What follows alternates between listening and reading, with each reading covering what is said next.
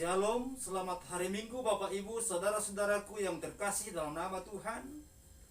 Marilah kita akan mendengarkan firman Tuhan pada khotbah Minggu hari ini 13 Juni 2021.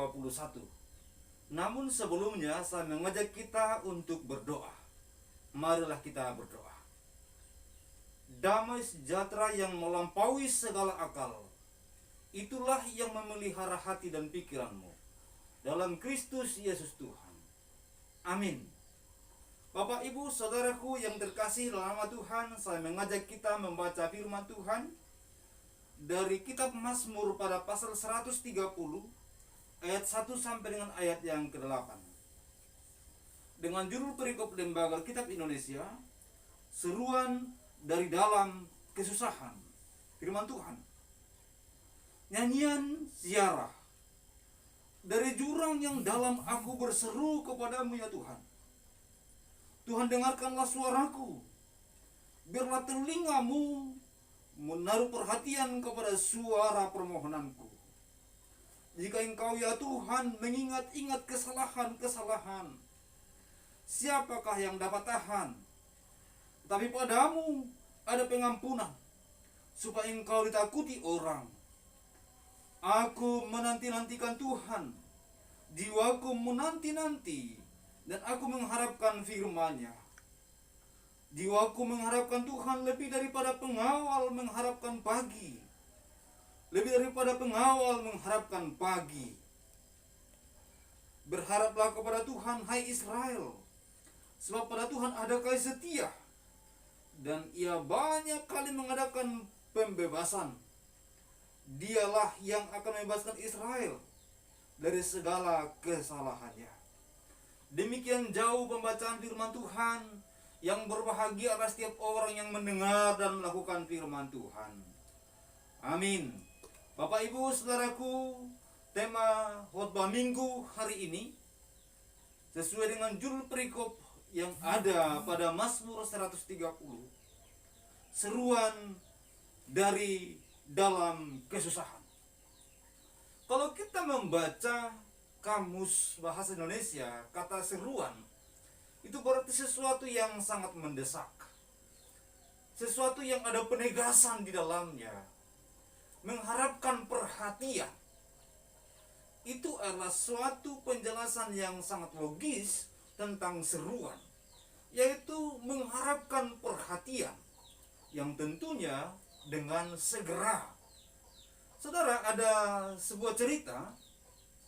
Satu ketika ada orang menumpang di satu mobil, di mobil pribadi, dan ternyata ketika dia masuk ke mobil ini, yang punya mobil menutup pintu dengan keras, tangannya terjepit.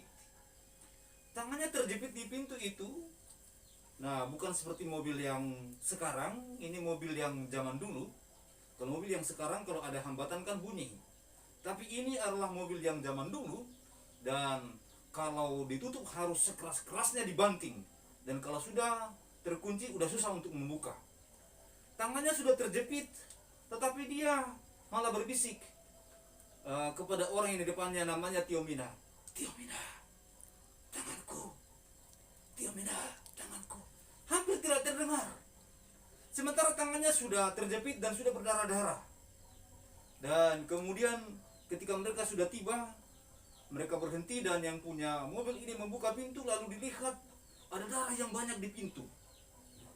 Lalu yang punya mobil ini berkata, kenapa ada darah di sini? Lalu ia berkata, saya punya tangan terjepit. Lalu kenapa tidak minta tolong? Saya sudah minta tolong tapi tidak ada yang mendengar. Nah, kenapa tidak berseru? Kenapa tidak berteriak? Ini kan bahaya. Saudara-saudara yang terkasih nama Tuhan, bahwa seruan berarti adalah sesuatu yang membutuhkan reaksi yang cepat. Dan seruan berarti adalah sesuatu yang diucapkan dengan sungguh-sungguh mengharapkan pertolongan. Dan orang itu tidak mendapatkan pertolongan karena dia tidak bersungguh dengan seruan dan teriakannya. Dia hanya seolah berbisik. Saudara, demikian pentingnya seruan yang kita boleh temukan pada ayat ini. Yang berseru yaitu bangsa Israel mengetahui bahwa situasi mereka dalam situasi yang terdesak, situasi yang sulit, bahkan dalam kesusahan. Dan mereka berseru karena mereka tahu dengan kekuatan mereka tidak akan mampu. Maka mereka perlu mendapatkan pertolongan dari pribadi yang lebih hebat daripada mereka, dari pribadi yang lebih kuasa, yang lebih memiliki kemampuan untuk boleh memberikan pertolongan. Sia-sia saja kita berseru kepada orang yang tidak mampu menolong. Tapi orang-orang Israel ini tahu bahwa mereka perlu berseru kepada Tuhan melalui pemazmur. Maka dibuatlah kata-kata syair lagu yang indah di sini, yang berkata bahwa dari jurang yang dalam aku berseru kepadamu ya Tuhan. Saudara-saudara yang terkasih nama Tuhan, dia menyadari bahwa dia berada pada titik nadir. Dia menyadari bahwa dia berada pada titik yang paling lemah, yaitu pada jurang. Bahkan dikatakan yang paling dalam, jurang yang dalam sekali. Dikatakan dari sanalah dia berseru dan mengharapkan pertolongan. Jika dia berada dalam jurang yang dalam, maka dia mengharapkan pertolongan bukan dari bawah, tetapi mengharapkan pertolongan dari atas. Dari kedalaman yang sangat luar biasa dia berseru dan berteriak agar Tuhan memberikan pertolongan. Tidak ada harapan kalau bukan pertolongan. Tidak ada harapan kelepasan kalau tidak ada yang menolong. Tidak ada harapan untuk dia terbebas dari jurang yang dalam itu. Ini berbicara bukan hanya tentang jurang di dalam pengertian harafiah bahwa masuk ke dalam jurang lalu perlu diangkat. Tapi ini juga berbicara tentang suatu arti kiasan yang lebih dalam, bahwa kehidupan ada pada masa-masa yang sukar, bahwa kehidupan ada pada masa-masa yang teramat sulit, dan di mana tidak ada yang dapat menolong. Dan dari sanalah dia berteriak kepada Tuhan agar Tuhan memberikan pertolongan. Ketika itu dia berkata, Tuhan mendengarkan suaraku. Biarlah telingamu menaruh perhatian kepada suara permohonanku. Dia berteriak dan memohon kepada Tuhan agar Tuhan mendengar dan menjawab. Mendengar dan untuk boleh memberi pertolongan baginya yang di dalam suasana yang sangat-sangat sukar itu. Kemudian dia berkata, jika engkau ya Tuhan mengingat-ingat kesalahan, siapa yang dapat tahan? Dia menyadari bahwa kalau Tuhan memperhitungkan dosa dan perbuatan yang salah, maka dia tidak akan dapat selamat. Dia tidak akan bebas dari jurang yang menganga itu. Dia tidak akan pernah bebas dari kesulitan dan kesukaran yang dilanda. Karena kalau berhitung tentang dosa dan pelanggaran, maka tidak ada satupun yang luput. Paulus kepada jemaat di Roma berkata, yang juga pada kita, bahwa semua manusia berdosa. Tidak ada yang mencari Allah. Semua telah kehilangan kemuliaan Allah. Dengan demikian, siapa yang dapat bebas dari lumpur dosa itu? Dengan demikian, siapa yang dapat terbebas dari hukuman? Dengan demikian, siapa yang akan dapat terbebas dari jurang yang dalam itu? Tidak ada dengan kekuatannya. Dengan demikian, pemazmur berkata, jika engkau mengingat-ingat kesalahan, siapakah yang dapat tahan? Tidak ada. Saudara-saudara yang terkasih nama Tuhan, kemudian dia berkata, tetapi padamu ada pengampunan, supaya engkau ditakuti orang. Di bagian manapun kita menemukan bahwa Allah kita adalah Allah yang maha pengampun, Allah yang maha pengasih. Ketika kita berteriak dan memohon kepada yang memohon ampun, dia pun Allah yang selalu siap menerima kita. Dia adalah Allah yang selalu siap memberikan keampunan bagi kita, asal kita datang dengan hati yang sungguh. Dia sendiri berkata, marilah kepadaku hai kamu yang letih lesu. Saudara-saudara yang terkasih nama Tuhan, bahkan dia mengundang kita, bahkan dia mencari kita. Kata-kata inilah yang diucapkan oleh pemazmur, bahkan juga dalam ibadah-ibadah orang Yahudi, yang dibuat merupakan suatu nyanyian istiharah. Itulah sebabnya di awal ayat 100, pasal 130 ayat yang pertama ini disebut nyanyian ziarah. Jika kita berbicara tentang nyanyian ziarah, itu berarti ini berkaitan dengan ibadah-ibadah yang dikenang atau peringatan hari-hari ziarah orang Yahudi. Dan yang paling tepat pada bagian ini adalah hari raya pendamaian, di mana mereka mengingat pendamaian yang telah Tuhan berikan bagi mereka, dengan ayat rujukan pada imamat pada pasal yang ke-16. Oleh karena itu, jika ayat ini adalah merupakan suatu nyanyian pada ziarah dan terkhusus pada hari raya pendamaian, maka ayat ini atau syair ini itu digunakan untuk mengingatkan mereka bahwa mereka adalah orang yang berdosa, bahwa mereka adalah orang yang membutuhkan Tuhan, bahwa mereka adalah orang yang harus menanti kasih sayang Tuhan, yang mengharapkan pertolongan Tuhan semata-mata. Seruan permohonan yang sungguh-sungguh yang datang dari mereka, berseru-seru kepada Allah, kepada Tuhan, berseru kepada Yahweh pada ayat yang pertama. Dan kemudian juga kita boleh melihat pada ayat 2 dan ayat 3 kepada Tuhan Adonai. Itu berarti berbicara suatu seruan kepada Tuhan yang Maha Kuasa, dan juga kepada Tuhan yang berdaulat. Kepada Tuhan yang berdaulat dalam pengertian Dia berkuasa atas segalanya.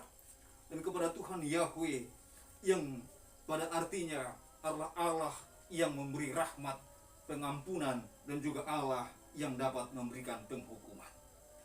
Saudaraku yang terkasih dalam nama Tuhan, semua manusia melakukan kehidupannya pasti di dalamnya ada dosa, pasti ada kekeliruan, ada kesalahan dan kesalahan, sehingga dikatakan siapakah yang dapat tahan. Tetapi bagi Allah kita, ketika kita datang kepada dengan sungguh-sungguh, Dia mampu dan Dia mau berbelas kasih kepada kita untuk memberikan kita keampunan dan kemurahannya. Sehingga di dalam ibadah orang Yahudi ada suatu seruan, ada suatu permohonan, sama seperti kita dalam ibadah kita ada suatu syafaat, ada suatu permohonan dalam doa agar Tuhan memberikan kita kemurahan dan belas kasih-Nya.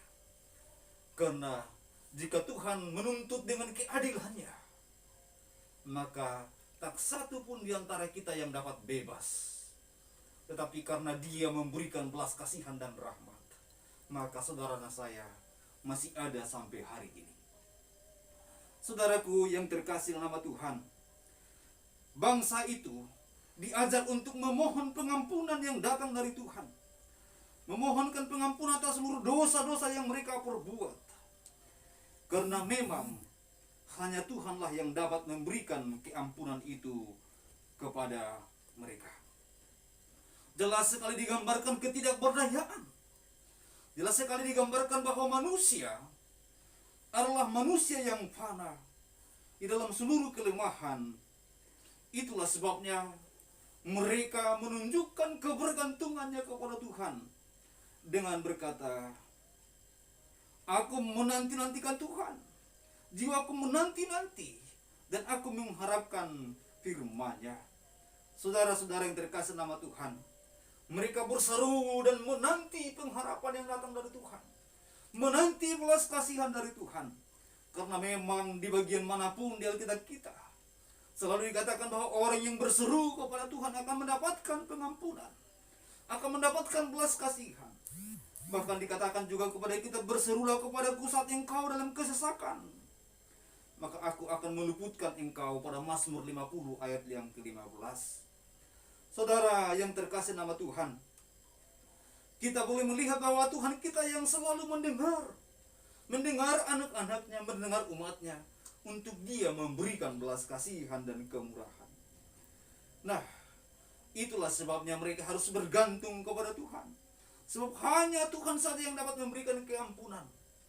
Orang berdosa pada akhirnya harus bersandar kepada Allah, harus bersandar kepada Tuhan yang memberikan kasih sayang.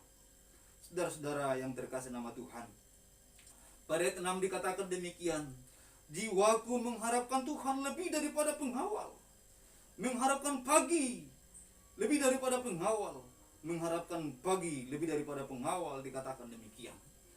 Bahkan 2 kali kata berulang menunjukkan bahwa kerinduan akan Allah lebih besar daripada kerinduan apapun. Kerinduan akan Tuhan adalah merupakan satu kerinduan yang lebih daripada kerinduan hal-hal lainnya. Itulah yang digambarkan dari bagian ini. Sehingga Bapak Ibu saudara-saudara yang terkasih nama Tuhan, apakah kita hari-hari ini adalah orang-orang yang terus merindukan Tuhan, merindukan belas kasih-Nya? Apakah kita adalah orang-orang yang berseru kepadanya untuk mendapatkan keampunan dan juga belas kasihan? Maka ada satu jawaban yang indah bagi kita, bahwa Dia mau mendengarkan seruan kita, bahwa Dia mau memberikan kita kelepasan dan pertolongannya. Oleh karena itu berharaplah kepada Tuhan. Saudara-saudara yang terkasih nama Tuhan, pada ayat 7 dikatakan demikian, berharaplah kepada Tuhan hai Israel, sebab pada Tuhan ada kasih setia, dan Ia banyak kali mengadakan pembebasan. Dialah yang akan membebaskan Israel. Mengharaplah kepada Tuhan. Engkau yang hari ini ada dalam pergumulan, mengharaplah kepada Tuhan. Engkau yang hari ini ada dalam kesesakan, berharaplah kepada Tuhan. Engkau yang hari ini ada dalam rasa sakit, berharaplah kepada Tuhan. Engkau yang ada di dalam berbagai macam kemelut dan dilema, berharaplah kepada Tuhan. Tuhan itu baik bagi mereka yang berharap padanya. Itu yang kita boleh temukan dalam kitab Ratapan pada pasal 3 ayat 25. Bahkan pada ayat-ayat sebelumnya dikatakan bahwa Tuhan itu baik dan memberikan berkat-Nya, selalu baru berkat-Nya tiap hari. Saudara-saudara yang terkasih nama Tuhan, dan Dia baik bagi orang-orang yang berharap kepada-Nya. Ketika kita berharap pada dunia, kita akan gagal. Ketika kita berharap pada saudara ataupun kepada pekerjaan, kepada ekonomi, kepada kemampuan kita sendiri, pada akhirnya kita akan kecewa. Tapi ketika kita berharap kepada Tuhan, Tuhan akan menunjukkan belas kasihan-Nya kepada kita. Karena Dia adalah Tuhan yang tidak pernah ingkar janji. Karena Tuhan adalah Tuhan yang setia, Tuhan yang maha kasih. Bapak Ibu saudara-saudara, saya mengingatkan kembali kitab Ratapan adalah merupakan suatu kitab yang ditulis oleh Yeremia ketika dia meratap melihat umat Tuhan dalam penderitaan yang teramat dalam. Tetapi dia masih berkata bahwa Tuhan itu baik bagi semua orang yang berharap kepadanya. Saudara-saudara, itu tidak hanya berlaku pada masa lalu, tapi itu berlaku sampai pada masa kini, pada masa yang akan datang. Oleh karena itu berserulah kepada Tuhan pada saat kita dalam kesesakan, dan Dia sendiri akan memberikan pertolongan kepada kita. Dan mari kita terus berharap kepada Tuhan, kepada Dia yang tidak pernah meninggalkan kita. Dia mengatakan dalam kitab Yeremia pada pasal 33 bahwa orang yang berharap kepadanya dikatakan tidak akan pernah ditinggalkan. Aku tidak akan melepaskan engkau. Dan saudara-saudara yang terkasih nama Tuhan, betapa indahnya janji-janji Tuhan bagi kita semua. Dia Tuhan yang tidak meninggalkan anak-anaknya. Dia Tuhan tidak akan meninggalkan saudara. Dia Tuhan tidak meninggalkan keluargamu. Terkadang memang kita menjalani hari-hari yang sulit, sama seperti umat Tuhan di dalam masa-masa yang sulit. Maka mereka berseru dalam kesusahannya. Tetapi ada satu jaminan yang datang dari Tuhan. Saudaraku, maka hampirilah Tuhan dengan kesungguhan. Mintalah pertolongannya dengan hati yang paling tulus. Dan percayalah, Dia akan menjawab saudara. Dia akan menjawab kita semua. Tuhan pasti memberkati kita. Marilah kita berdoa.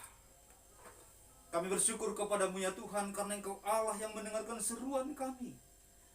Kami bersyukur kepadamu karena Engkau yang berjanji akan mendengarkan seluruh seruan dan doa kami. Kami juga bersyukur karena kami masih memiliki pengharapan di dalam Engkau. Engkau baik bagi kami orang-orang yang berharap padamu. Terima kasih Tuhan. Kami yang lemah dikuatkan. Kami yang berkekurangan dicukupkan. kami yang susah dihiburkan, yang sakit disembuhkan. Kami bersyukur buat ibadah hari ini yang mengingatkan kami ada harapan di dalam tangan Tuhan. Lalu biarlah sepanjang usbu yang baru ini kami diberkati Tuhan, dilindungi dan dipelihara oleh kasih sayang Tuhan. Jauhkan kami semua dari mara bahaya. Tolonglah kami Bapa. Lalu bangsa dan negara ini pun kami serahkan tangan Tuhan, agar Tuhan lindungi para pemimpin dari presiden sampai wakil presiden, bahkan sampai tingkat terendah, tingkat RT sekalipun, agar mereka mampu memimpin bangsa ini dengan baik. Lalu Tuhan berkati gereja-gereja Tuhan, berkati pelayanan, berkati misi-misi. Tuhan nyatakanlah kasih sayang Tuhan bagi dunia, bagi sekeliling kami. Pakailah kami semua menjadi alat di tangan-Mu ya Bapa Surgawi. Kami berdoa bagi saudara kami dengarkan firman Tuhan dimanapun mereka berada. Ulurkan tangan Tuhan, berkatilah mereka Bapa dengan kelimpahan daripada-Mu.